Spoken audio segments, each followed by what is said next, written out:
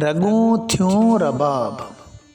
जंहिंखां जेको बि फ़न सिखजे उन में उन जी महारत ज़रूरी आहे।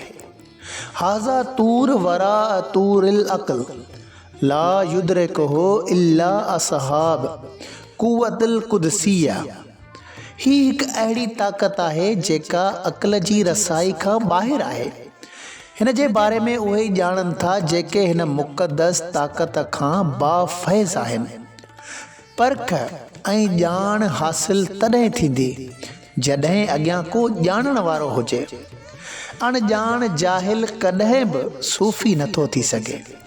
पाण करीमन सल्लल्लाहु अलैहि वसल्लम जिन फरमायो त बग़ैर फ़िके जे इबादत करण वारो ईअं आहे जीअं चक्की काहिण वारो गॾु आहे जेको मशक़त बर्दाश्त करे थो पर फ़ाइदो न। अबू नईम फ़िलहलिया। ईअं औलिया कराम चवनि था त जाहिल सूफ़ी शैतान जो मशकिरो आहे। सूफ़िया कराम जी दिलि हिकु आईने मिसाल आहे जेकी ज़ंग आलूदा मां नूर इलाही सां साफ़ शफ़ाफ़ थी वरी अहिड़ी सफ़ाई सां कापी पेस्ट अॻियां ॿियनि ताईं पहुचाइण जी ख़िदमत कनि था। अल्लाह साईं जे फज़ल करम सां ऐं महबूब करीम सल्लल्लाहु अलैहि वसल्लम जी शफ़क़त ऐं औलिया करामनि जी सोहबत कामिला तहत तमाम घणी आजिज़ी इनकिसारी सां बग़ैर कंहिं लालच ऐं लोभ जे जेकॾहिं कुझु बि दुनियादारी शामिल थी त नेमत न रहंदी। अहिड़ो उस्ताद जंहिंजो कलब उलाइका लज़ीना इम्तहनल्लाहु क़ुलूबहुम लित्तक़वा सूरह हुजरात आयत नंबर 3। तर्जुमो इहे उहे आहिनि जिन जी दिलनि खे अल्लाह परहेज़गारीअ लाइ आज़मायो आहे। इहा दिलि सम्झण वारी सघ रखे थी।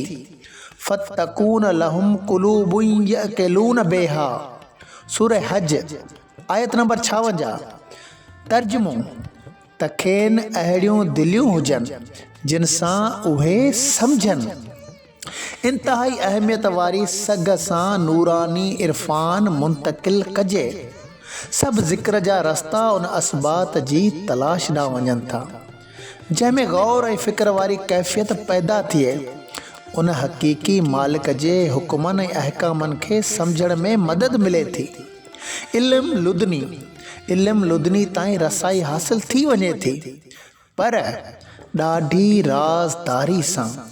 न का कानी करामत जो इज़हार ऐं न ख़ल्क़े ख़ुदा खे बेवकूफ़ ठाहींदे ख़ैरातूं ऐं माल मेड़ण पाण खे वॾो नेक ऐं कामिल करण जो हुको ॾियणु। रगूं थियूं रबाब। मुसन्निफ़ सैयद ग़ुलाम हैदर शाह कलंदरी।